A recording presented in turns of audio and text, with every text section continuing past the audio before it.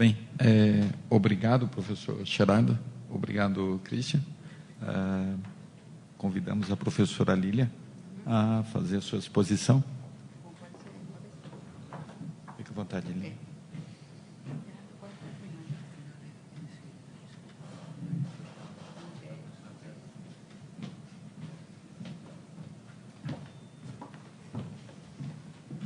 Buenas tardes a todos.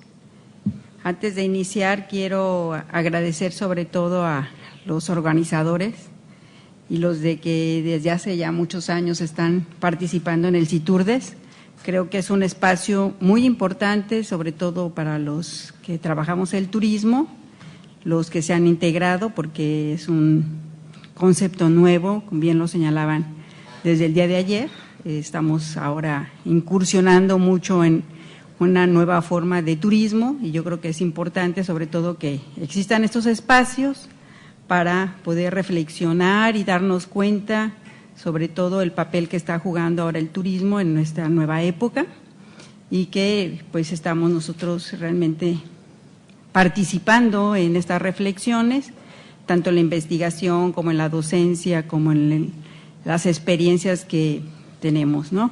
Yo, mi formación es licenciada en turismo, soy de la Universidad Autónoma del Estado de México y bueno, ya tengo más de 15 años trabajando con comunidades rurales y bueno, las experiencias son muy diversas, muy interesantes y bueno, aquí les voy a presentar una parte de la información que yo he venido trabajando y pues creo que va a ser muy corto el tiempo porque hay mucho que discutir sobre el turismo rural, el turismo comunitario y espero que pues sea de su agrado y que podamos más adelante seguir conversando respecto a esta problemática tan interesante que se está presentando en el medio rural. Bueno, yo lo he titulado La nueva configuración del medio rural en México. Creo que hay cosas muy distintas en otros países, pero también hay muchas semejanzas en relación a toda esta conformación nueva del turismo. Y voy a presentar algunas experiencias, algunas muy exitosas, otras no tanto y otras realmente difíciles, ¿no?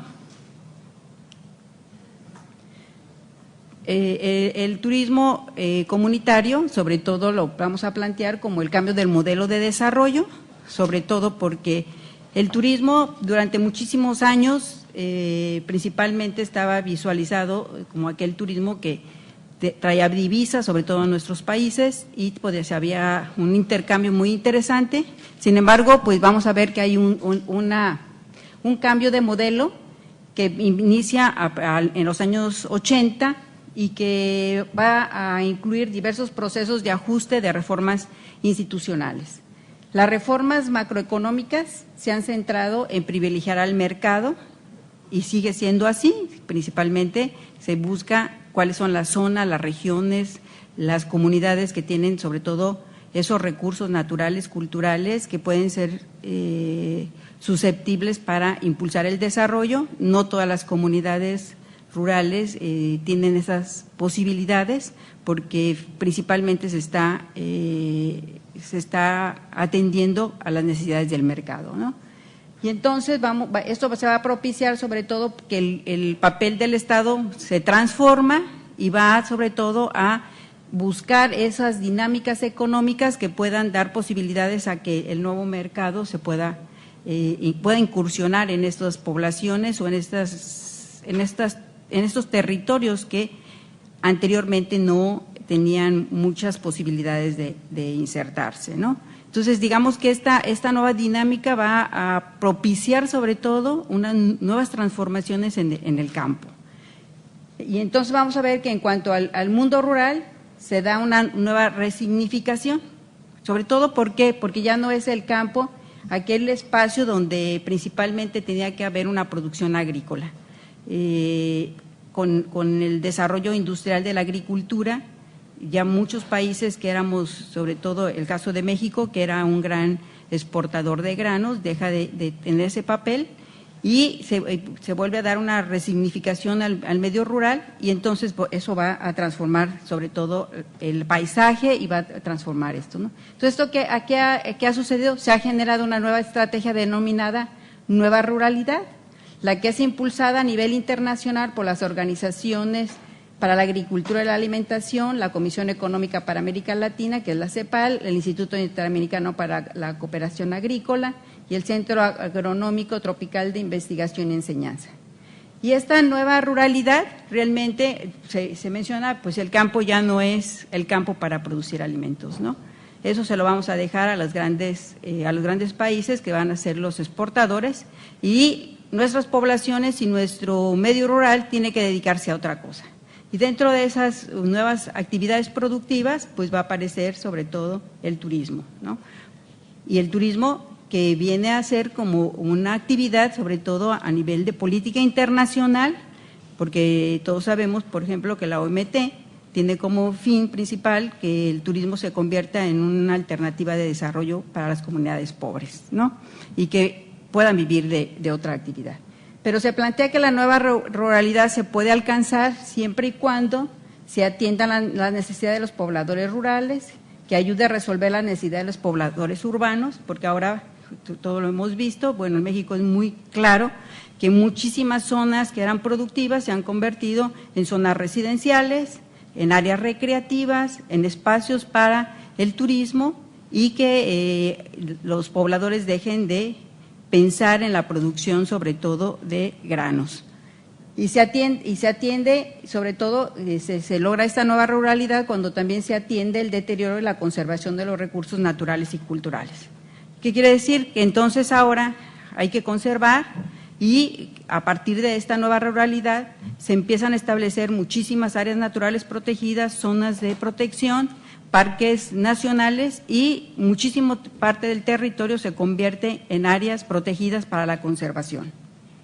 Y muchas de las comunidades que estaban inmersas en esas áreas quedan dentro de las zonas protegidas, que ahora tienen que seguir los lineamientos de los planes de manejo para poder hacer uso de sus recursos, y la única alternativa que les dejan a las comunidades es que se dediquen al turismo y que impulsen por ahí el turismo comunitario.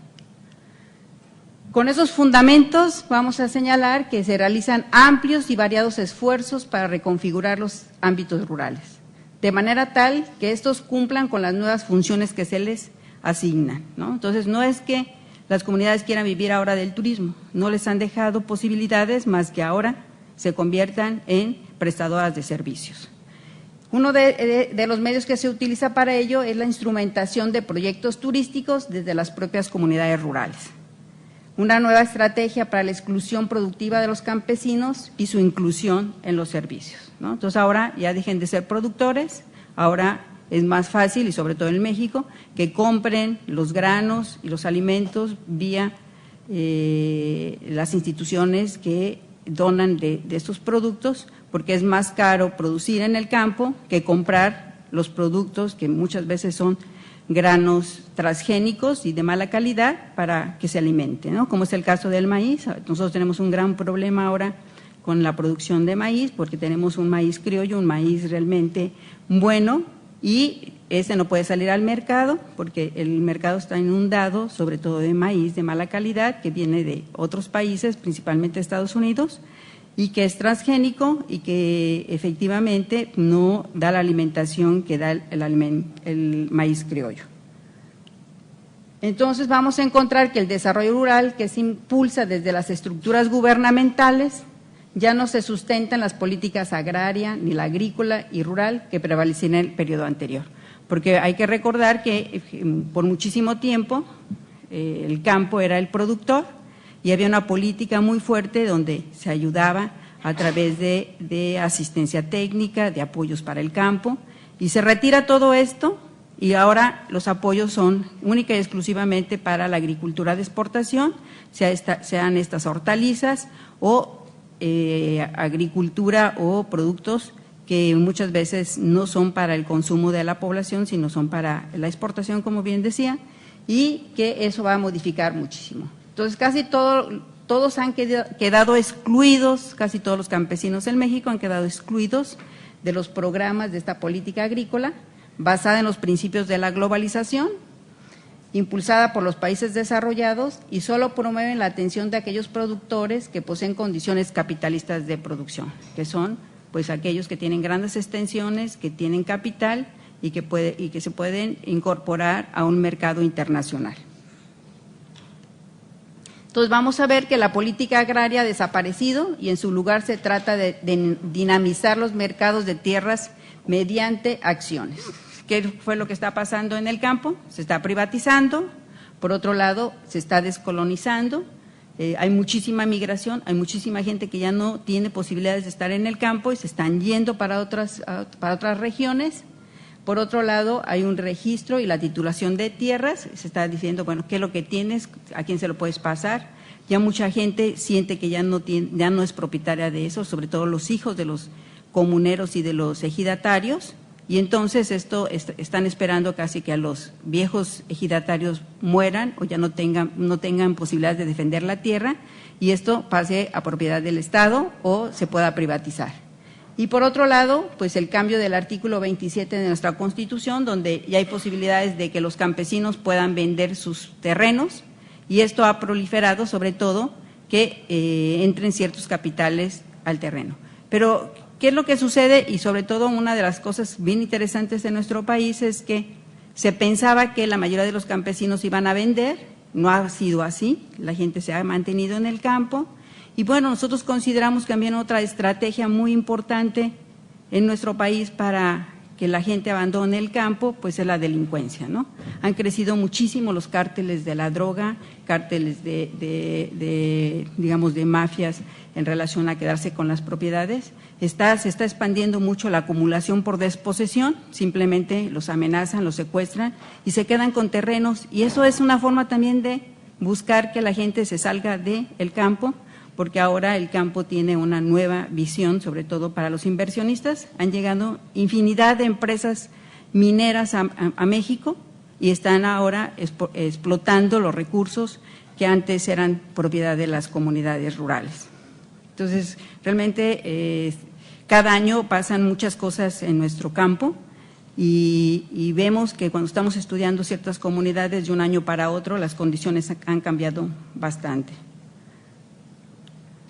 Entonces, los pobladores rurales han enfrentado esta situación de exclusión desde diferentes perspectivas. Algunos vendieron y se convirtieron en asalariados, otros migraron a otros lugares y, por otro lado, algunos que se han quedado han buscado poder quedarse en el campo a través del turismo comunitario o el turismo rural.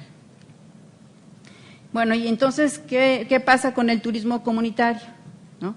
También quiero señalar que el turismo comunitario pues es una nueva conceptualización que se le da, y en México específicamente el turismo comunitario tiene que ver mucho con la nueva visión y la nueva forma de poder penetrar en los campos que antes era imposible porque los tenían las comunidades, y antes el apoyo a las comunidades era de forma individual a través de sus parcelas, y ahora ya no les interesan las propiedades porque esas las pueden vender, sino ahora el interés es sobre los bienes comunes, el agua, el bosque y sus terrenos. Y entonces la forma de poder acceder a esos nuevos bienes es a través de una estrategia que el turismo la está cumpliendo muy bien a través del turismo.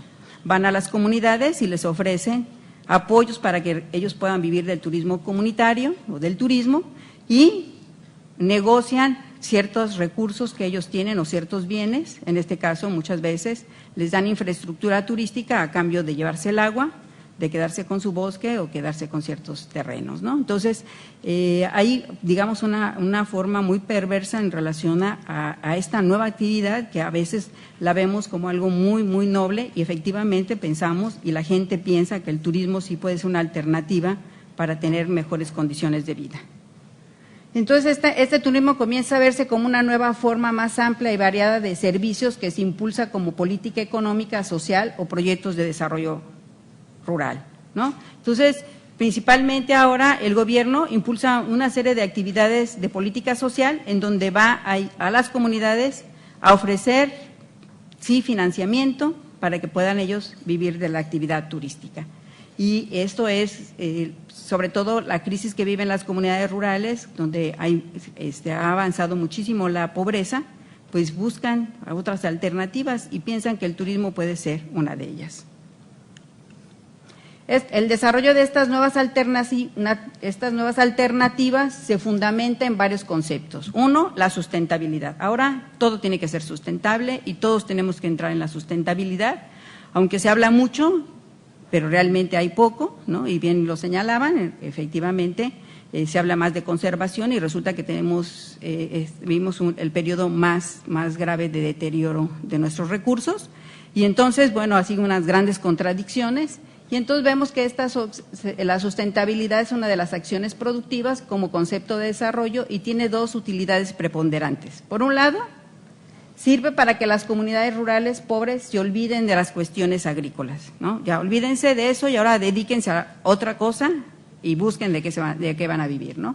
Y por otro lado, de conservar los recursos naturales y culturales que constituye el patrimonio nacional, ¿no? Entonces, con ese discurso, efectivamente se dice, bueno, ahora ya van a vivir del turismo, les vamos a apoyar, les vamos a dar infraestructura y por otro lado ustedes se van a dedicar a conservar los recursos, ¿no? Cuando efectivamente las comunidades campesinas son las que principalmente han conservado los recursos, pero ahora los recursos hay que utilizarlos de otra manera y hay que ver de qué forma pueden ayudar sobre todo a las poblaciones urbanas.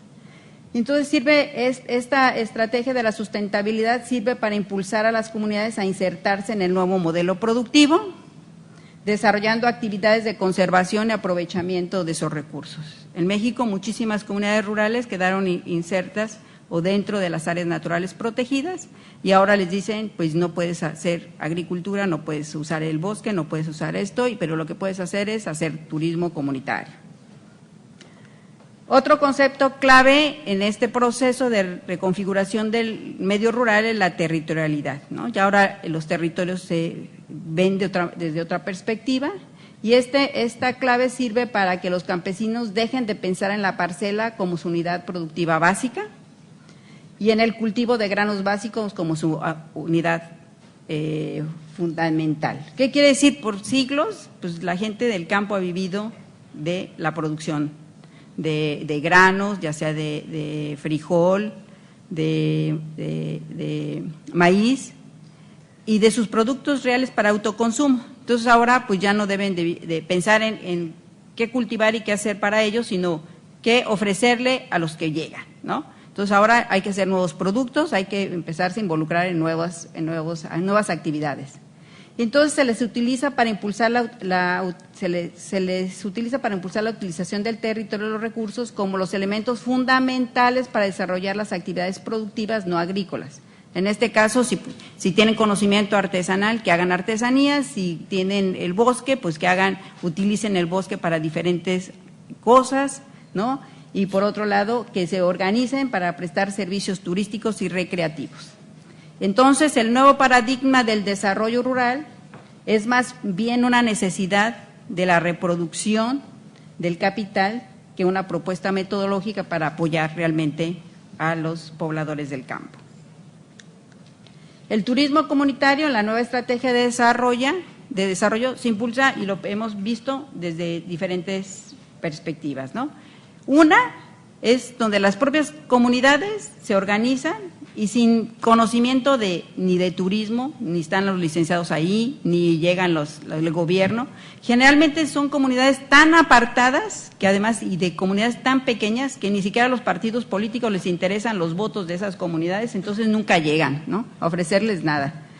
Pero como tienen recursos muy bonitos, de mucha belleza, llega la gente a utilizar el río, las cascadas. Entonces ellos han empezado sobre todo a prestar el servicio turístico y son los que realmente considero que sí son de base comunitaria. Realmente ellos son los que inician solos, sin conocimiento, cómo ofrecer los servicios turísticos y empiezan a tener ingresos, empiezan a mejorar las condiciones de estos lugares y realmente empiezan a vivir mejor de esos recursos porque hay una distribución equitativa de los ingresos que se reciben por el turismo. Y no está la iniciativa privada, ni están las organizaciones no gubernamentales, ni está el gobierno ahí. Sin embargo, cuando ya están consolidadas, Sí, llega a veces Televisa, ¿no? que les van a dar dinero porque los van a hacer, para presumir que fueron proyectos exitosos que fueron parte del gobierno, ¿no? Y sin embargo, las comunidades se mantienen generalmente muy apartes de estas iniciativas. Por otro lado están las mancomunidades, que son realmente comunidades que están también alejadas y se empiezan a organizar a manera de hacer un turismo regional y cómo beneficiarse y cómo apoyarse unas con otras para lograr esto. A veces reciben financiamiento de algunos municipios o algunos departamentos, pero ellos tienen realmente el control y pueden empezar a funcionar con el ofrecimiento de los servicios turísticos. Pero el que es más fuerte es el otro, que son aquellos proyectos turísticos que son sobre todo delineados desde arriba, desde las políticas públicas, las políticas sociales, a través de las ONG, que les van y les dicen a las comunidades que hay recursos, que los pueden bajar, que pueden vivir del turismo, cuando las comunidades en su vida han pensado que pueden vivir de eso y no están ni capacitados ni tienen las condiciones, bajan los recursos, se queda la infraestructura, se llevan el agua o algún recurso con el que negociaron y quedan realmente más empobrecidas esas comunidades. Y el turismo comunitario realmente no está funcionando como se podría realmente, ¿no? Voy a presentar algunos ejemplos en relación a esta experiencia, ¿no? Yo sí creo que el turismo es una alternativa de desarrollo. Yo he visto muchas comunidades en México que están viviendo del turismo y están viviendo bien, pero ha sido porque ellas se han organizado, ellas han construido desde la economía social o desde la economía del trabajo formas de organización para ofrecer los servicios turísticos y el ingreso que llega es para estas familias o estas comunidades o estos grupos que se han organizado y podemos señalar que ha bajado, es más, hay comunidades que no tienen migración porque pueden vivir del turismo, porque tienen mejores condiciones de vida, pueden mandar hasta sus hijos a la escuela, tener buena salud, tener hasta espacios recreativos, pero porque ellos sí realmente se han empoderado como comunidades para ofrecer el servicio y tener el control de sus recursos naturales, ¿no? Bueno, este es el caso de San Mateo Almomoloa. San Mateo Almomoloa es una población indígena muy afectada por el paso de la historia en relación a sus recursos, ha sido amenazada muchísimas veces porque quererles quitar el bosque, además se los han quitado, lo han recuperado, y entonces es una comunidad bastante difícil y actualmente tiene un espacio donde llega la mariposa monarca, que es una época del año en donde inverna ahí, y ellos han aprovechado para ofrecer servicios turísticos, sobre todo para que la gente vaya y vea el recurso de la mariposa monarca, le ofrecen algunos servicios turísticos y todo.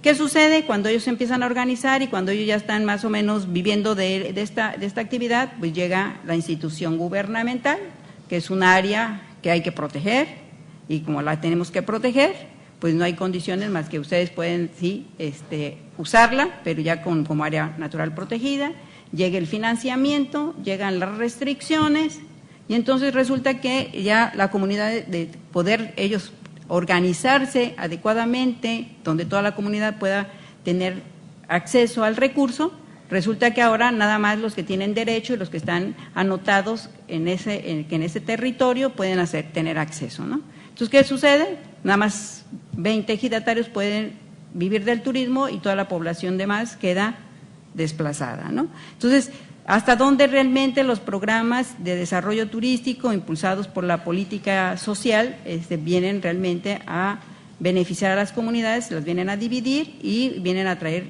problemas serios, ¿no? Entonces, ¿qué es lo que estamos haciendo como parte de nuestra universidad? Buscar formas de organización donde todos puedan vivir del recurso sin que todos tengan que estar ahí y que podamos orientarlos a que la actividad turística realmente venga y beneficie a la mayoría de la comunidad.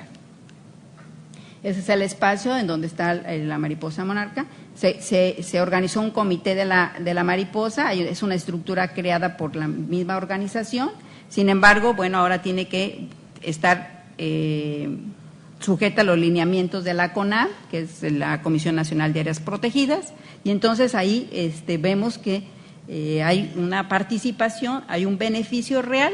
Sin embargo, pues hay que trabajar mucho con la comunidad para ver de qué forma se puede integrar toda la comunidad y que el beneficio sea para todos, ¿no?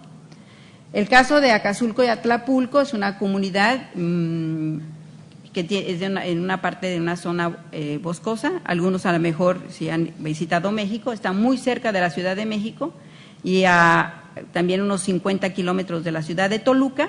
Entonces son dos grandes concentraciones urbanas muy, muy grandes, y se encuentran estas dos comunidades ofreciendo actividades turísticas, sobre todo de elementales, o sea, no es el gran turismo.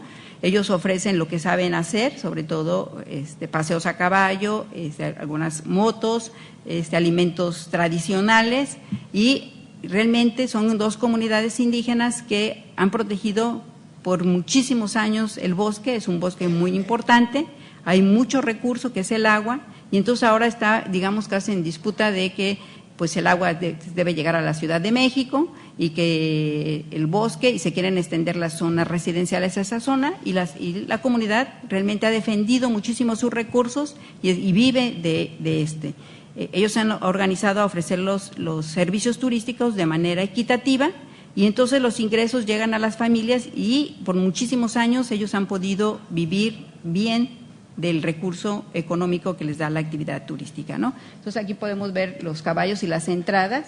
Decimos que es una comunidad que desde hace más de 40 años recibe turistas, son valles turísticos, están muy bien organizadas, son asambleas generales de los comuneros, donde ahí se decide cómo se reparte la actividad turística, o sea, quiénes trabajan en qué valles, cómo llega el dinero, cómo se dan esas posibilidades, y realmente son unidades familiares que han venido trabajando adecuadamente los recursos. Bueno, decía aquí está, decimos que ellos realmente hay una organización social muy importante. Hay democracia en la toma de decisiones, ahí todos participan y todos tienen derecho de ser mayores de edad a participar en la actividad turística, se les da el permiso de trabajar en algún valle y no pueden monopolizar las actividades, nada más tienen derecho a tener 2 caballos o 2 cuadrimotos o un restaurante, y entonces eso hace que la mayoría de la población pueda tener acceso a los beneficios. El otro caso es San Cristóbal Hidalgo, que es una comunidad también indígena que se encuentra a 4 horas de la Ciudad de México. Ellos es una comunidad que les decía estaba totalmente alejada de la vida y del desarrollo. Sin embargo, la llegada de turistas, porque es un espacio de una barranca donde encuentras el río, la cañada, las bajadas de agua, las pozas. Entonces tienen muchos compañeros dicen que es el monumento al agua, porque ahí hay muchísima agua y hay muchísimas actividades que puedes desarrollar, y ellos solos empezaron a construir el hotel, empezaron a construir el área de campamentos, el restaurante, ahora tienen toboganes. Realmente es un espacio recreativo, turístico muy, muy bello, de acceso para la mayoría de la población mexicana, y ellos todos los ingresos que reciben los reparten equitativamente, un monto lo dejan para mejorar las condiciones y los salarios que tienen para todos los que trabajan ahí, ¿no? Entonces podemos decir, esta es una organización, se llama Cooperativa Ejidal Grutas de Tolantongo. Si ustedes entran a Google pueden ver Grutas de Tolantongo y ver los espacios y cómo están ellos, porque sí están vinculados a la tecnología, ¿no? Están en general la Asamblea General, y por eso. Entonces decimos que ese desarrollo local está basado sobre todo en la economía del trabajo, ¿no? En la economía donde lo más importante es la cooperación, la solidaridad, el respeto y el reparto de los recursos equitativamente. Otro caso es Bahía de Los Ángeles, que está muy cerca de Estados Unidos. Y bueno, es una comunidad totalmente distinta porque en estas comunidades rurales, sobre todo, fueron planeadas para que hubiera habitantes en esa región que estaba muy deshabitada, es un territorio desértico, sin embargo tiene grandes bellezas, y aquí la organización de las comunidades, sobre todo cuando se pensó desarrollar el proyecto de escalera náutica para dar respuesta a las embarcaciones y la parte recreativa de Estados Unidos. Ellos sobre todo se vieron amenazados y se empezaron a organizar como asociaciones de avistamiento del tiburón ballena, como pesca deportiva para ver el borrego cimarrón, y entonces empezaron ellos a darse cuenta que de la manera organizada y cuando ellos se empoderan realmente de su propio territorio y de sus decisiones, van a poder lograr mejorar sus condiciones de vida. Y aquí vemos algunas imágenes de esa área. Y entonces nosotros lo que hemos trabajado principalmente es que a través de la economía del trabajo, la economía social, donde principalmente se organizan asociaciones, grupos, cooperativas y unidades académicas, podemos lograr un desarrollo local, sobre todo basado en esta forma de organización del trabajo. Como conclusiones vemos que el turismo comunitario puede tener éxito cuando cuenta sobre todo con las capacidades para crear relaciones comunitarias de amplio alcance, ¿no? Cuando efectivamente pensamos en todos, porque el beneficio es para todos, y no en esta forma que se nos ha hecho pensar que individualmente podemos vivir mejor, sino que de manera comunitaria, de manera organizada, con relaciones sólidas de solidaridad, de reciprocidad, podemos realmente lograrlo, ¿no? Entonces, se puede lograr también cuando nos incorporamos a la tecnología, o sea, no estamos en contra de que la tecnología pueda apoyar sobre todo a las comunidades rurales, ¿no? Y que podemos también participar en el mercado, ellos realmente están integrados en el mercado, pero lo más importante no es el mercado, lo más importante es ofrecer el servicio, estar organizados y hacerlo bien, conservar los recursos, porque lo más importante es tener esto para poder vivir de la actividad turística. Y entonces la existencia de redes de asociación sustentadas en la confianza, la solidaridad, es lo que permite realmente una adecuada articulación de la organización para hacer frente a los compromisos que tienen los campesinos de que el turismo se sienta acogido y tenga una buena experiencia en el lugar que visita. Muchas gracias.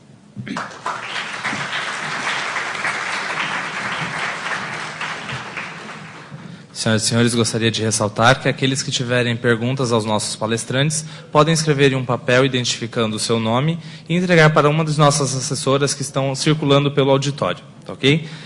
Caso você tenha tirado alguma foto, compartilhe com a gente na sua rede social usando a hashtag Citur de 2014. Passo a palavra ao professor Marcelino. Obrigado, professora Lília, pela sua brilhante exposição. Imediatamente eu passo a palavra para a professora Andréa Roque. Boa tarde, bom dia ainda a todos. Me foi feito um desafio e, professor Christian, a dualidade está presente nesse desafio.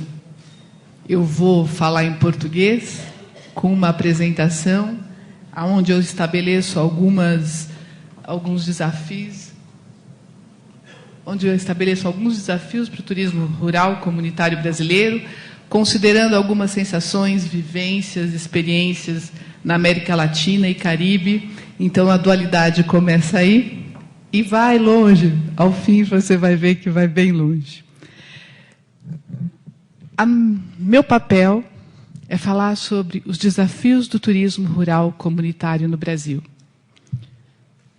Da realidade do rural, integrando a realidade do rural comunitário e chegando a desafios concretos e objetivos frente a essa perspectiva.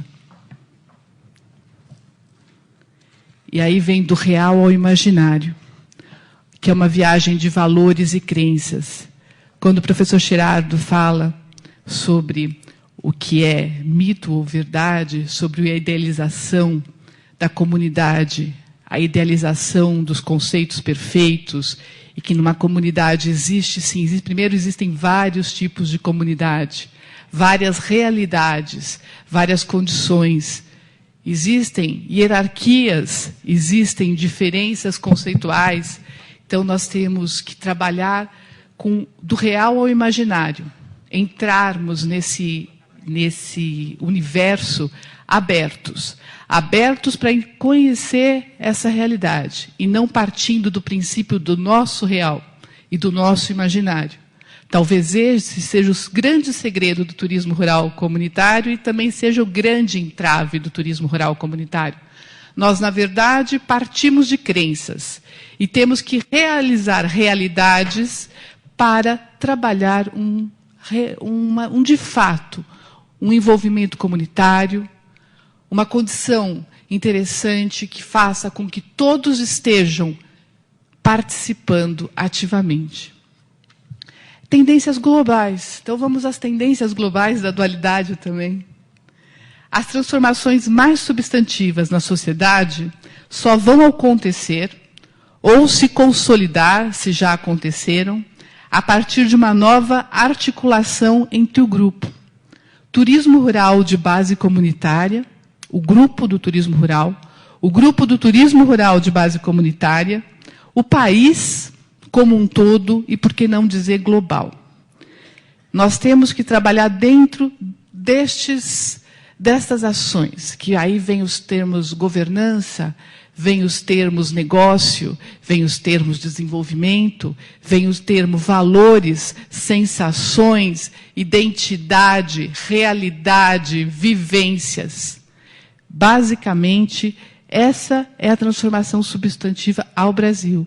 É coincidir todas essas realidades e sairmos do imaginário, virmos ao real, sem com isso tirar a identidade, sem com isso desvalorizar conceitos, sem com isso, de fato, trazer uma realidade de uma comunidade à pauta. Bom, consenso comum, né, que turismo de base comunitária no Brasil e no mundo, que neste caso específico dessa análise, nós vamos trabalhar no conceito de turismo de base rural, que é a nossa realidade, e que propõe um modelo de desenvolvimento a partir das iniciativas e atividades protagonizadas pelas comunidades locais, que, ordenadas e bem estruturadas, representam importantes experiências turísticas, agregando valor, gerando renda, emprego local. Baseado nos princípios da economia solidária, a atividade apresenta-se como alternativa e também oportunidade da valorização das práticas sustentáveis, bem como possibilita o encontro de diferentes pessoas e culturas. E em todos esses conceitos, nós sempre temos que analisar essa dualidade. Essa palavra ela é constante quando eu reflito sobre o turismo rural e quando eu reflito, quando eu vou além, turismo rural comunitário, do que é real, do real ao imaginário. Turismo de base comunitária. No turismo rural de base comunitária, os desafios econômicos, sociais e ambientais são interligados dentro de uma dimensão de tempo, espaço, história, memória e territorialidade.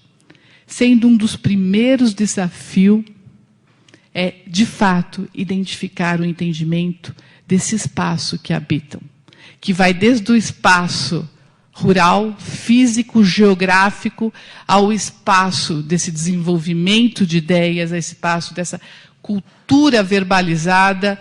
Então, nós temos sempre que estar nessa constante desafio. Nós não podemos nunca debater turismo rural e turismo rural de base comunitária considerando valores únicos, considerando realidades únicas, considerando um simples modelo. É quase impossível, não, é impossível. Os espaços rurais já foram analisados por várias correntes de pensamento. Uma aborda as diferenças dicotômicas espaciais, e os geógrafos melhores que eu podem analisar essa realidade, né? Rurais e urbanas. Outros analisam a inter-relação entre os diferentes espaços. Mas, na realidade, o espaço que abriga o turismo rural e o turismo rural comunitário tem seus limites na categorias simbólicas que foram construídas, com base em representações sociais e culturais destas comunidades. O simbólico não é uma categoria positiva ou negativa. É uma realidade. Nós, na verdade, quando falamos em comunidade, em turismo rural comunitário, nós não estamos falando na questão rural ou urbana. Nós estamos falando em valores comunitários, que vai desde religião, crenças, formas de trabalho, dos trabalhos rurais, a sua forma de adoração a deuses. Isso é que define o seu simbolismo. E qualquer projeto e qualquer realidade brasileira que vá abordar turismo rural comunitário tem que sair deste apertado espaço que define os nossos rurais ou os urbanos. E aí que vem algumas reflexões frente ao projeto. Nós estamos aqui falando de um projeto comum de trabalho do Instituto Interamericano para a Cooperação da Agricultura, que aconteceu durante 3 anos no Caribe, na América Latina, de uma forma geral, no Brasil, e que nós fizemos algumas reflexões sobre a realidade das comunidades diferentes. E as comunidades são desde a plantação de café no Verde Vale, em Guadalupe, até uma comunidade de Cambará do Sul, das mulheres cavaleiras que andam todo dia 16 de setembro para valorizar a tradição gaúcha. Essas comunidades, elas trabalham dentro do seu simbólico real. E a atividade de turismo rural de base comunitária tem que estar aberta para estas realidades. Como também no Caribe, que tem outros valores de turismo rural comunitário, que tem outras realidades, e aqui vem o México, da professora Lília, que coloca uma visão extremamente pertinente sobre otimização sem perder liderança. E a gente vai longe. O grupo que eu encontrei com maior orgulho de liderança nessa vida de turismo rural e junto ao ICA foi na comunidade de Inferno, no Peru. São líderes natos, são líderes na sua posição física, no seu porte físico, são líderes que hoje trabalham comunidade de uma forma democrática, de uma forma de aprendizagem. Os novos líderes vão nascendo, estão numa comunidade na Amazônia peruana, onde você não acreditaria que isso era inerente. Isso era inerente, nós não chegamos lá para fazer isso. Eles já existiam, nós fomos lá para entender o que eles fazem. Para mim, cada vez que eu os encontro ao redor, eu olho e estou vendo lá 3 líderes e os novos líderes. Então, estas lideranças correm, liderança não muda de estado, país, líder é líder. E o líder que eu falo, o líder de uma comunidade, é que define de fato essa realidade tão bem apresentada, professora Lília. Quando eu vejo e você encontra comunidades que você não pode falar essa mesma realidade. Você encontra comunidades. Então, os desafios brasileiros permutam algumas realidades.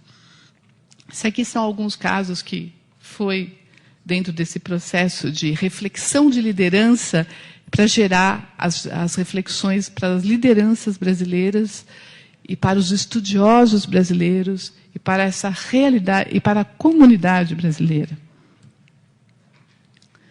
Esse é só falar que foi uma realidade que teve em vários países: Costa Rica, Guatemala, Honduras, El Salvador, Nicarágua, Panamá, Belize, Venezuela, Peru, Equador, Colômbia, Argentina, Brasil, Chile e Paraguai.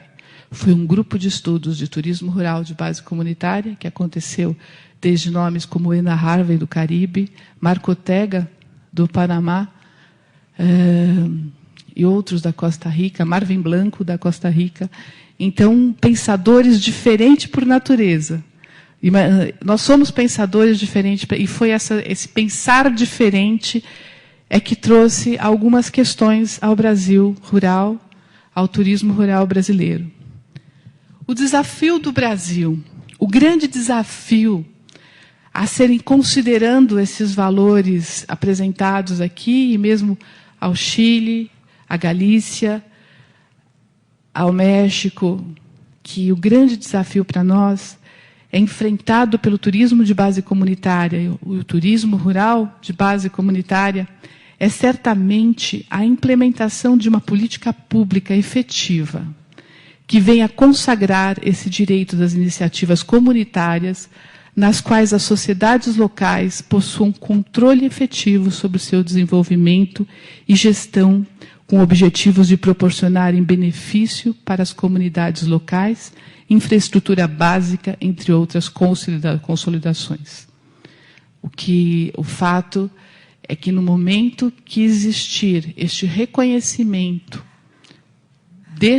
desta atividade, e um reconhecimento real, aonde você possa controlar a sua própria realidade comunitária, e quando eu falo controle, é um controle do local, você tem, de fato, chances a poder não só refletir, mas a poder, de fato, viver exitosas histórias, conhecer lideranças como essa, ou mesmo lideranças como que hoje coordenaram o projeto de política pública do turismo rural comunitário do Peru, que era um menino, um jovem líder de uma região, deixa eu ver se eu lembro, e que o Fernando Vera, eu não lembro, você conhece Alexandre Fernando Vera? Eu não vou lembrar da região. É um líder nato peruano também, e que fez o projeto, foi convidado a fazer o projeto de política pública do turismo rural.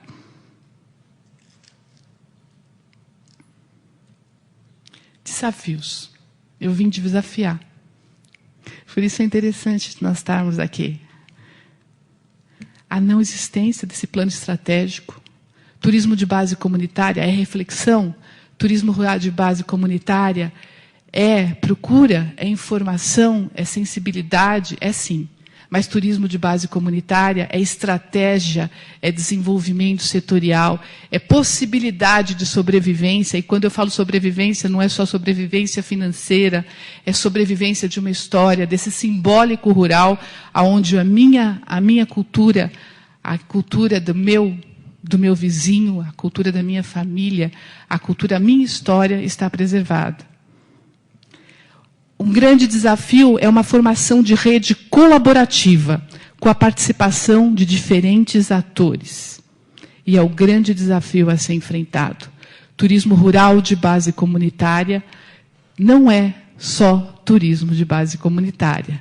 É turismo rural de base comunitária, com vários atores. Esses atores vão desde a comunidade ao prefeito da cidade, ao grande produtor de arroz, ao grande produtor de algodão, aos estudiosos, aos professores. Nós temos, sim, que ter uma rede colaborativa de pessoas que apoiem esta atividade. Nós temos que aproveitar o melhor de cada um. Nós temos que olhar para a pessoa e falar assim, nossa, essa pessoa pode participar desta rede colaborativa de turismo rural de base comunitária, apoiando esta formalização, este desenvolvimento. Não se pode viver hoje, ou não se pode aprovar, ou não se pode construir uma política pública nesse país sem que a gente use essa rede colaborativa, sem que nós não podemos, assim, eu não converso. Eu vou pôr um momento muito propício nosso brasileiro. Nós estamos em pleno momento político brasileiro. Não estou falando de política partidária, eu estou falando de política. Nós temos que nos envolver nesta realidade, participar desta realidade e fazer com que pessoas que estejam neste momento, naquele papel, sejam parte dessa rede colaborativa. Só assim é que, de fato, vai se ter o tão almejado plano de desenvolvimento desse turismo rural de base comunitária. Outro desafio para mim é reconhecer que a identidade de uma comunidade, identidade é um valor intrínseco a ela, implica em princípios e valores. É o seu patrimônio comunitário. Você não perde algo que você é. Identidade não se perde porque eu fui a outro lugar. Identidade não se perde porque o outro lugar chegou perto de mim. Identidade é intrínseco. E o que se faz, o que se valoriza essa identidade é o que o turismo pode fazer. E não temer o novo, não temer o diferente, usar isto dentro, saber que quando uma comunidade tem identidade, ela tem identidade. Quando uma comunidade trabalha com a sua identidade, quando nós conseguimos valorização dessa identidade, ela não está hermeticamente fechada pela distância geográfica, ela está hermeticamente fechada pelo orgulho de ser. Isso é algo que nós não podemos temer. E aí vem uma coisa muito interessante que eu ouvi. Eu estava aqui anotando muita coisa, até acabou a minha caneta, tive que trocar, e aí vem uma coisa que o Christian falou, eu acho super interessante, a prepotência do conhecimento acadêmico, né? E aí não vou nisso, não, eu vou na imposição das verdades. Eu vou na imposição do conhecimento, e que vai além do conhecimento acadêmico. Nós trabalhamos com imposições, eu vou até a imposição da vida, eu não lembro nunca de alguém ter me perguntado se eu queria viver ou não. Eu estou vivendo. E se nós temos todas essas imposições, nós temos que, de fato, elaborar, ou seja, uma opção de sim ou não em prol do desenvolvimento, sem ter o preconceito de desenvolvimento, o preconceito do negócio, o preconceito da identidade, o preconceito desta perda de identidade. Eu acredito que o negócio de negar o ócio, é verdade, negar o ócio. Talvez por alguns momentos, para que você valorize o ócio, para que você construa o seu momento de ócio. Isso é algo, de fato, que a gente tem que refletir no Brasil. Será que nós não estamos pensando em construir algo que irreal ou imaginário? Será que nós não temos que refletir como estudiosos a cada vez que nós entramos em uma comunidade, ou a cada vez que nós vivemos a nossa comunidade, cada um de vocês faz parte de uma comunidade, qual é de fato o momento, ou qual é de fato, assim, deixar fechado, deixar aberto, não permitir relacionamentos, ou permitir excesso de relacionamentos? No turismo rural, você só é reconhecido quando você tem identidade. E você só tem identidade quando você sabe que você não vai perdê-la em instância nenhuma. E eu vejo uma coisa, um outro desafio, é livrar dessa complexa trama de tutela ainda exercida sobre as comunidades, especialmente as mais carentes e excluídas. Em muitos casos brasileiros, nós mantemos a tutela econômica, tutela sociológica, tutela antropológica. A gente tem que ver isso. Nós temos que sair dessa tutela e deixar claro que com conhecimento, vivências. E eu sempre penso, se a gente mantém essas comunidades em tutela, porque nós tememos que elas vão perder a sua identidade. E aí eu sempre penso isso. Será que eu perco a identidade? Será que elas vão perder a sua identidade? Será que, de fato, nós não podemos usar o turismo para que elas mantenham a identidade, só que nós vamos ter que trabalhar com negócio, nós vamos ter que trabalhar com desenvolvimento, nós vamos ter que trabalhar com política pública, nós vamos ter que nos perceber num momento tão real do Brasil? Ainda acho difícil nenhum brasileiro não falar sobre isso nesse momento, onde nós estamos tendo que refletir conceitos.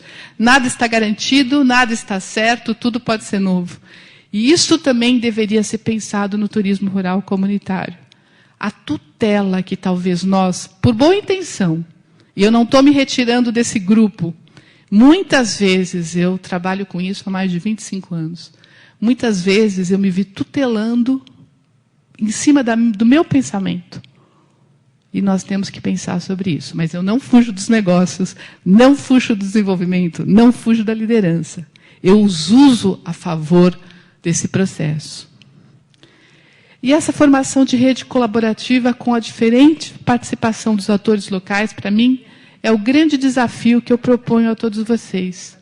E a dificuldade de reconhecer essa coexistência produtiva de diferentes atividades turísticas no espaço rural como ação complementar uma da outra e estratégia de desenvolvimento.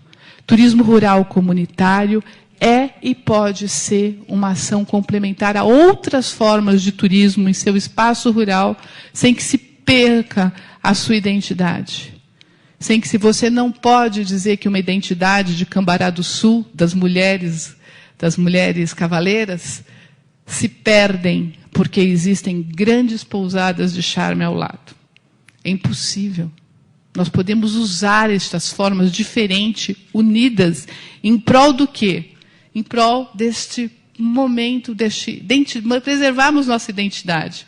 Eu posso ter uma identidade, a professora Lila pode ter outra, e nós podemos usar os nossos conhecimentos aqui nessa mesa para desenvolver ou para fortalecer essa diferença, inclusive. A diferença é boa, a diferença é sadia, a diferença... claro que existem... Eu também estou entrando nessa questão do idealismo. Nessa diferença existe, sim, pessoas melhores, pessoas mais democráticas, pessoas menos democráticas, mas a cada vez que nós vamos aprendendo alguma coisa, nós vamos começando a identificar e vamos começando a sair ou entrar dessas realidades. E eu quero refletir junto. Eu acho que o turismo rural brasileiro e o turismo rural, base comunitária brasileira, um e o outro, não só habitam o mesmo espaço, mas podem e devem ser parceiros.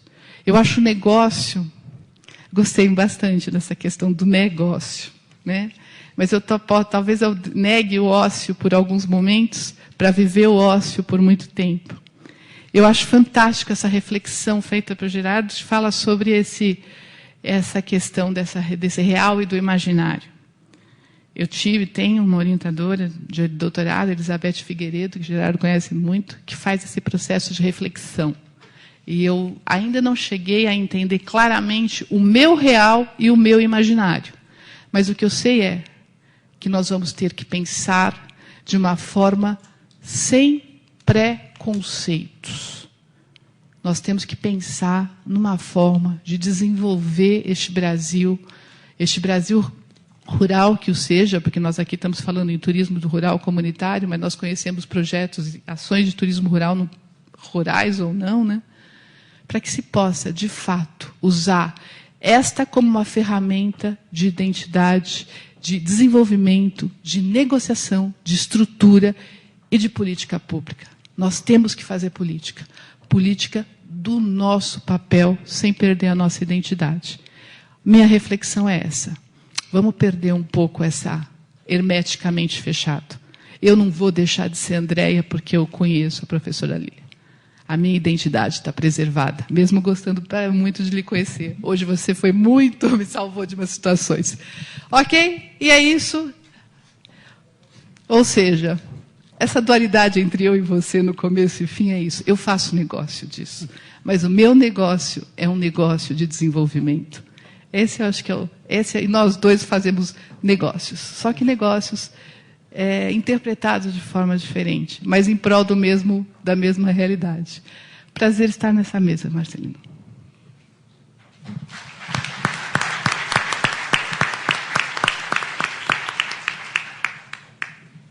Bem, temos uma orientação para cumprir o horário e temos as perguntas que já chegaram aqui à mesa. Eu peço a vocês que queiram ainda fazer perguntas que encaminhem à mesa. O nosso limite é 12h30. Bem, vou pedir, eu já encaminhei as perguntas aos nossos convidados, nossos palestrantes, e eles passarão a respondê-las a partir de agora. Por favor, Cristian. Obrigado.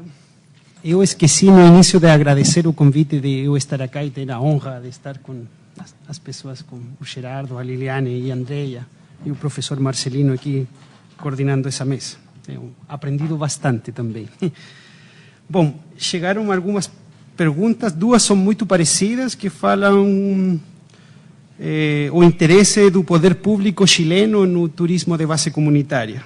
São mais ou menos, ou as políticas públicas, e isso relacionado. Bom, há muito pouco no Chile, tanto é que turismo de base comunitária não existe na política nacional de turismo. O turismo, o poder público, na verdade, o que acontece é que eu acredito que não seja muito distinto da realidade brasileira, é que as agências do Estado veem que alguma coisa está acontecendo nas comunidades. E o ego dessas agências diz, eu tenho que estar ali. Então, vou gerar projetos, vou gerar uma ideia, vou intervir. Mas essa intervenção é muitas vezes sem compreender as realidades das próprias comunidades. O Estado não consegue entender a cosmovisão, consegue entender só a visão empresarial, principalmente. E vão transformar pessoas, famílias, em empreendedores. E isso não sempre é legal, porque as pessoas nem perguntaram para elas se elas queriam ser empreendedoras. Também querem ou pretendem colocar a identidade, como foi falado, o conceito de identidade, mas uma identidade mais bem, eu acredito, um pouco errada, como que se a identidade fosse estática. Isso é identidade, e a identidade não é estática. Nós aqui, ninguém é estático, nós estamos sendo constantemente, dia a dia, certo? Estamos construindo constantemente essa identidade. E vocês reconhecem esse eu, meu eu, porque vocês reconhecem. Se vocês não estivessem aqui, vocês não reconheceriam. Então, nós sempre precisamos do outro. Ubuntu, certo? Inche, em Mapuzungun, mas eu existo porque você existe, porque você me reconhece como esse eu que eu sou. Sempre as políticas públicas, no caso chileno principalmente, estão amparadas naquilo que chama-se a projetitis. Né? Hoje todo virou projeto. Tem projeto para pesquisa, tem projeto para construir uma casa, tem projeto para fazer tudo. Né? E o que acontece é que muitas vezes, quando essas iniciativas começam com grana, certo? Acaba a grana e acaba o projeto.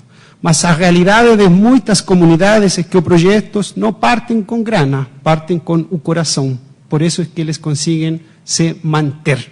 Isso é uma coisa importante, porque nós não precisamos razonar, precisamos corazonar. Não precisamos pensar, precisamos sentir pensar. E não é só as comunidades que ficariam desamparadas se os projetos acabassem. Eu pergunto, o que seria da universidade sem os projetos? O que seria dos empreendimentos sem projeto? Tudo é projeto. A ideia das políticas públicas, muitas vezes, hoje se escuta muito, sobretudo no turismo e em outras áreas produtivas, a ideia da certificação, que não é outra coisa que a padronização. E com essa padronização eu perco a ideia de identidade, porque estou padronizando. Você tem que fazer assim. E essa certificação não é pensada desde os territórios, é pensada do centro para a periferia. Também a ideia das políticas públicas tentam colocar, como o Gerardo falou, a ideia de que as comunidades são aldeias paradisíacas, certo? Tudo é lindo, tranquilo, eu vou estar ali na rede, pendurado e tudo. Mas isso não é tão assim, né? A gente que trabalha em turismo comunitário sabe que tem que entrar no mato, tem que ter barro, tem chuva, tem mosquito, tem um monte de outras coisas que o marketing não apresenta para os visitantes, né? Você conhece só quando está lá. E, na minha opinião, eu acho que acredito que isso pode ser no contexto latino-americano, que a ideia agora desse turismo comunitário está indo para que se converta em um boom do turismo comunitário. E nós temos que ter cuidado, porque todos os boom têm seus paf, não? Então, as coisas têm que ser com calma. A outra pergunta que me fizeram é até que ponto intervir uma comunidade com o objetivo de auxiliar no planejamento e na gestão do turismo. Bom, a gente não intervém em comunidade, nem ensina para eles planejamento. Tem uma proposta desde a pesquisa, que chama-se pesquisa ação participante, onde os problemas são os problemas das próprias comunidades e a gente tenta trabalhar nisso, tenta organizar.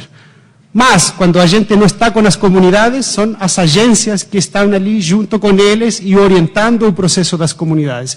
Então, até que ponto ir? Até que as comunidades consigam aumentar su autoconfiança, né, su autoestima, para que possam ir tomando as próprias decisões. No caso chileno, hoje as comunidades estão muito bravas e não querem saber não de coisas que vêm de fora. Elas querem fazer as coisas acontecer por eles mesmos. Mesmo são críticas até com a universidade, com nós, que vocês vêm da universidade, vêm para cá ensinar e tal, e os conhecimentos que vocês às vezes trazem não servem muito aqui não, dizem. Então, mas tem uma relação que tem melhorado quando a gente se posiciona e fala, não, nós estamos ajudando, a gente não vai lá ajudar, vai aprender a como fazer, a como organizar uma outra forma de fazer o turismo.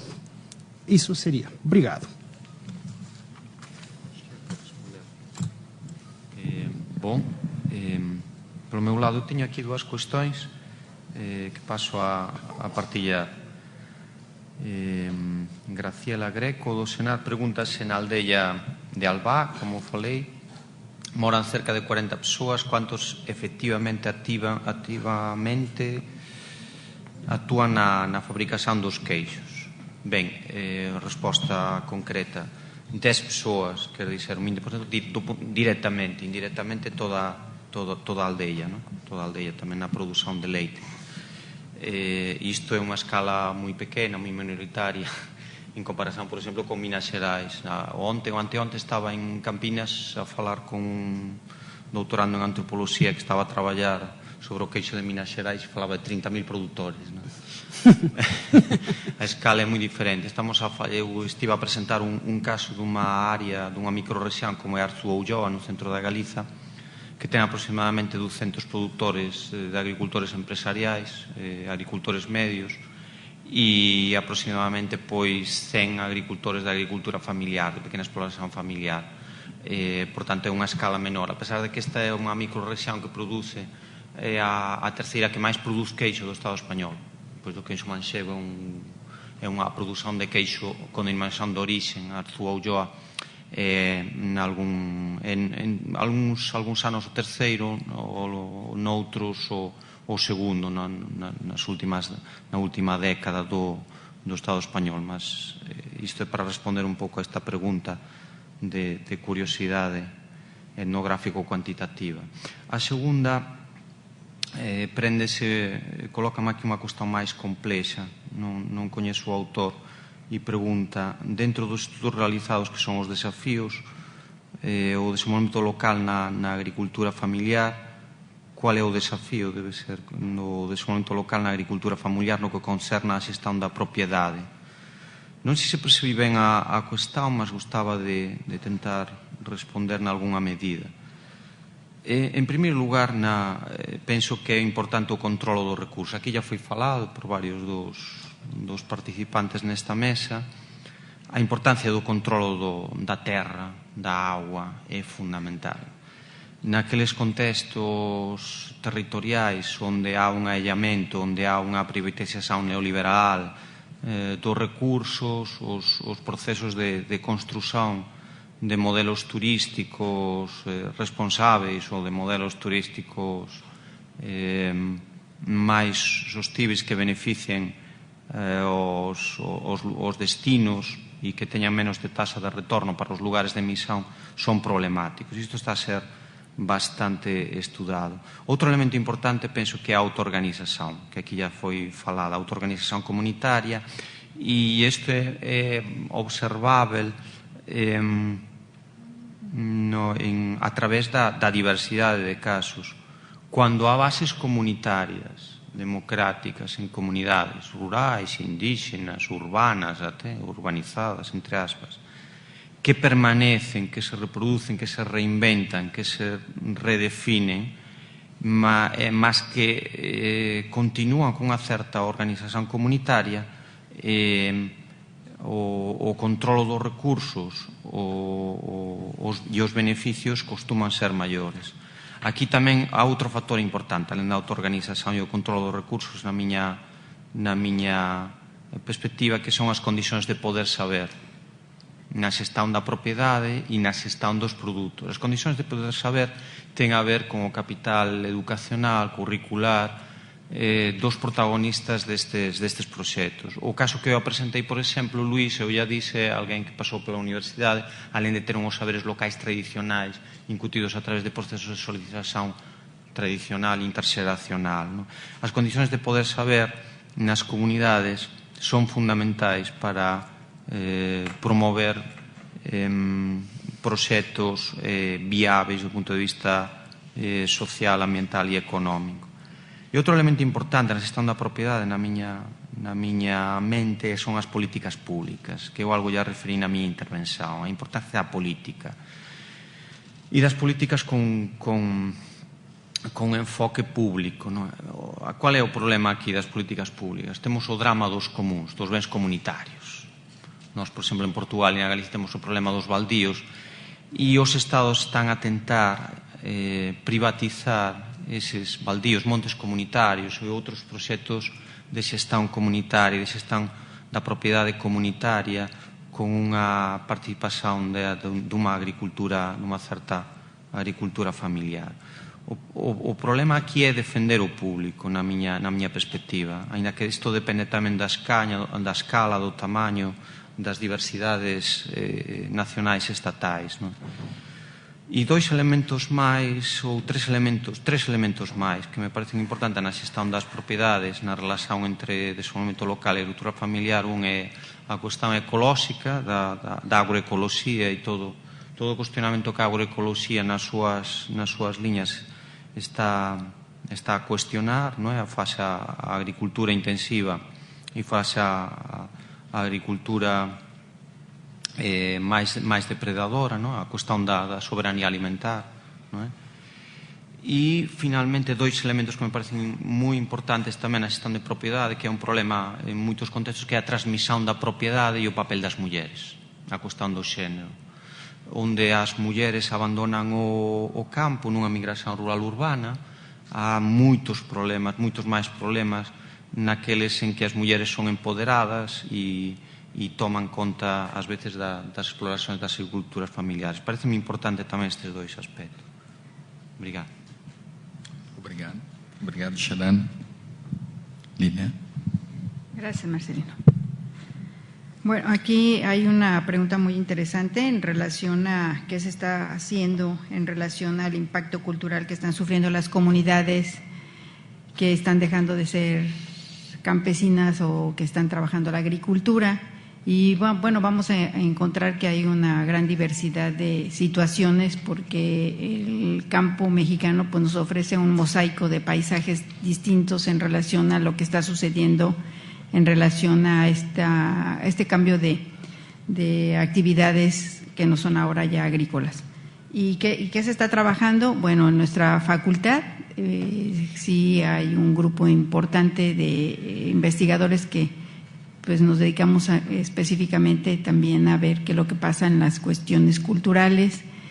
Y lo que yo puedo señalar sobre todo es que en algunos casos, sobre todo las cuestiones culturales se han fortalecido, sobre todo cuando entra una nueva actividad como es la cuestión del turismo, en donde las formas de organización se fortalecen, sobre todo para la toma de decisiones en relación a qué hacer y cómo manejar y cómo conservar los recursos y cómo se van a distribuir las tareas, sobre todo en relación al beneficio y al ofrecimiento de los servicios turísticos, pero no es en todos los casos. En algunas otras comunidades podemos ver que realmente hay debilitamiento de las cuestiones culturales, hay más desigualdades, ¿no? Va a depender cómo se introduce la actividad turística en estas y cómo lo asumen las propias poblaciones para hacerle frente a la situación de los cambios que se están generando en el campo.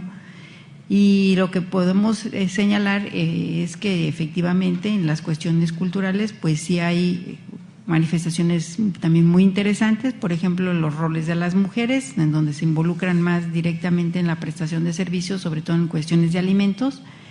Pero también lo interesante a señalar es que en muchas de nuestras comunidades el ofrecimiento de los servicios turísticos están muy ligados a las actividades culturales que ellos realizan.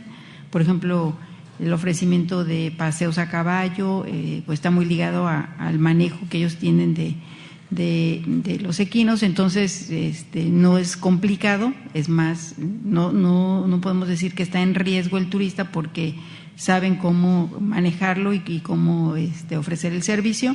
Igual pasa con la cuestión de los alimentos, ellos no buscan, digamos, ofrecer alimentos sofisticados o que el turista quiera, sino más bien lo que ellos comen, saben elaborar y es lo que ofrecen, y el turista sabe y es lo que busca.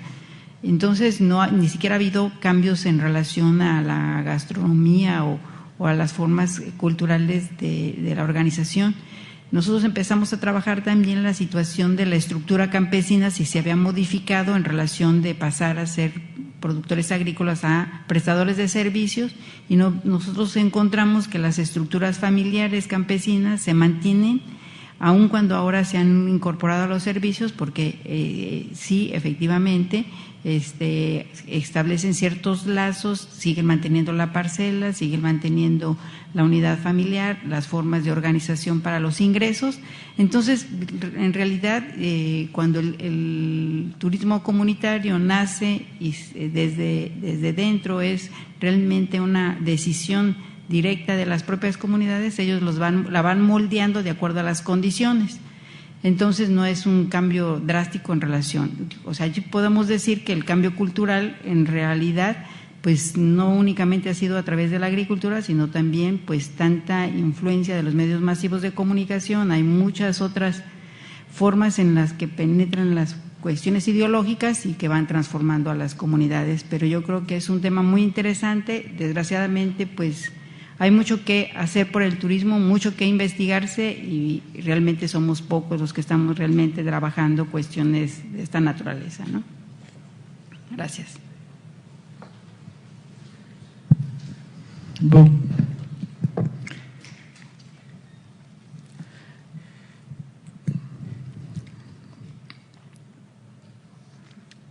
Andréia, você não acredita que outro entrave para o turismo rural de base comunitária é o jogo da vaidade dos diversos institutos e agências, e por isso não ter políticas públicas e definições de plano de ação? Graziela Greco. Desafiei, estou sendo desafiada, é óbvio. Graziela, acho que sim.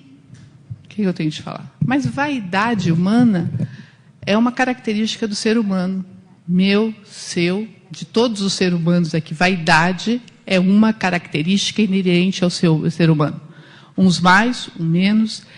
E eu acredito que você, nesse jogo, eu acredito que nessa questão específica do turismo rural comunitário, então vamos lá, isso acontece em qualquer forma de atividade de turismo, que eu acredito que especificamente do turismo rural comunitário, o que acontece é que essa vaidade externa fica muito mais inerente porque as lideranças internas não estão sendo desenvolvidas, não estão sendo de fato construídas. Nos lugares que estão sendo, nos lugares que as lideranças internas estão sendo, sim, construídas não por nós, mas pela própria realidade, pelo próprio... Sim, eu acho que... E as vaidades também estão dentro das comunidades. Então, assim, concordo plenamente, nesse caso mais potencializado por isso. Porque as lideranças, as jovens lideranças, as novas lideranças, essas precisam assumir esse papel. Aí vem qual o melhor exemplo que você conhece de turismo rural comunitário no Brasil? Claro, eu tenho aquele que eu me apaixonei muito. Eu faço coisas por crer e por gostar. Mas eu não preciso só identificar aquele que eu mais me envolvi. Aqui na programação, eu estive procurando, e nós vamos encontrar, desde do Vale do Jequitinhonha, até Sergipe, Santa Fé do Sul, Areia na Paraíba, no Nordeste, Serra do Brigadeiro, Caminhos da Colônia, no Caxias do Sul. Fui marcando só por cima, Prainha do Canto Verde, a microrregião da uva e do vinho, mas Rede Tucum, Rede Tucurim, então, todo o Ceará, Amazônia. Eu, pessoalmente, e aí é uma vivência minha, Alagoas, Maragogi, onde os primeiros assentamentos de Alagoas, num estado coronelista por natureza, num estado difícil por natureza, esses grupos se unem, se fortalecem e hoje fazem brilhantes apresentações das mulheres de fibra, com fibra da bananeira, ou se cria uma cooperativa de frutas e são realmente um dos maiores produtores de polpa de fruta congelada na Copeagro, continuam nos seus assentamentos, continuam nas suas comunidades, mas isso é muito pessoal. Isso mexeu comigo, por quê? Porque eu vi comunidades, assentamentos tomarem suas lideranças, tomarem suas realidades, e hoje enfrentam um problema real, que são as novas lideranças. Quando você vai conversar com eles sobre turismo de base comunitária, ou mesmo sobre a cooperativa produtiva, ou sobre mesmo as mulheres de fibra da bananeira, você sempre conversa com os primeiros, com os pais, com as mães, e os jovens, exatamente pelo sucesso de tudo isso, os jovens ainda não despontaram. Então, é um gosto pessoal meu. Não é que seja o melhor ou o pior, mas eu acho que eles transformaram uma realidade num estado difícil, uma realidade difícil em vitória. E vitória de estarem se posicionando, de uma forma geral, com a dificuldade das lideranças. Então, a outra podia falar sobre um pouco das redes colaborativas já existentes no Brasil, né, que eu conheço. Eu posso citar coisas que eu Tucurim, mas existem nesses dias pessoas que vão contar muito claramente essas redes, vão falar dessas redes colaborativas, ou mesmo a região da Serra Gaúcha, que tem redes colaborativas sim, trabalham em redes, alguns projetos, outros não. E, Andréia, é possível efetivamente pensar na implementação de uma política pública que respeite a autonomia das comunidades? Poderia dar um exemplo brasileiro. Nos últimos meses, estou tendo uma experiência que é trabalhar em Roraima. E ali, os indígenas de Roraima, não entrando no mérito da questão sobre as demarcações de terra ou não, hoje é muito interessante e hoje eles participam definitivamente da realidade política do Estado. Como você vai entrar e ver os índios vereadores, indígenas da Serra do Sol prefeitos, indígenas, e daqui a alguns anos eles vão participar de fato, hoje participam da política partidária, isso não quer dizer que eles vão ser bons políticos partidários ou ruins, mas quer dizer que eles entraram nesta realidade e são muito influenciados, impressionantemente, pelas comunidades indígenas da Venezuela, que tem muito mais essa característica, estratégias de guerra, de conseguir implementar a sua realidade. Então, não é uma característica inerente das comunidades indígenas brasileiras, é uma característica inerente da comunidade indígena venezuelana, que estão passando, essa é a fronteira, né, muito clara. Para mim é um dos grandes modelos, não sei se dá certo ou errado, mas eu sei que é claro para um bom olhar, para um bom visionário, que é a pessoa que vai e chega no lugar, que eles estão adentrando a política pública nacional, eles estão assumindo papéis políticos que para eles talvez nem façam diferença, mas eles descobriram que para participar efetivamente da política daquele Estado e influenciar a política pública daquela realidade, eles quase se mimetizaram e hoje assumem este papel político, partidário, dentro de um contexto real. Para mim foi uma grande surpresa, foi um aprendizado. O diferencial é que quando eu vou para esses lugares, eu vou como uma observadora. Claro que eu tenho meu papel de trabalhar, de fazer, mas eu gosto muito de observar essas realidades. Para mim, Roraima foi um grande observatório da natureza, observatório de construção comunitária e observatório dessa inserção indígena na política formal brasileira, com outros objetivos, que não é a questão dos méritos, mas, para mim, neste momento, é o que mais me surpreende, é o que mais, efetivamente, me interessa ficar olhando com muita assim, perspicácia. É isso. Obrigada, Marcelino.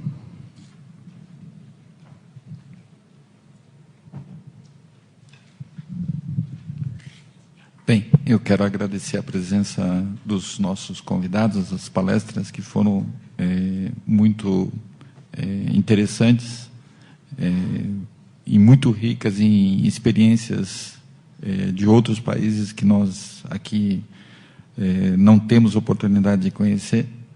Bem, estamos cumprindo rigorosamente o nosso horário, então eu convidava vocês para... Quero agradecer a presença de vocês também até agora, né? Não houve movimento das pessoas em relação ao almoço, né? Então eu quero agradecer a presença e convidá-los ao almoço. Obrigado.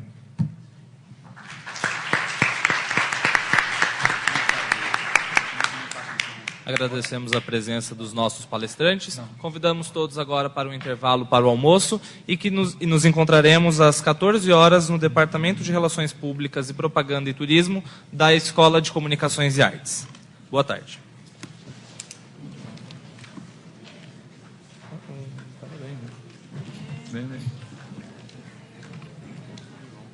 Tchau. Sim. Eu também acho que eu vou.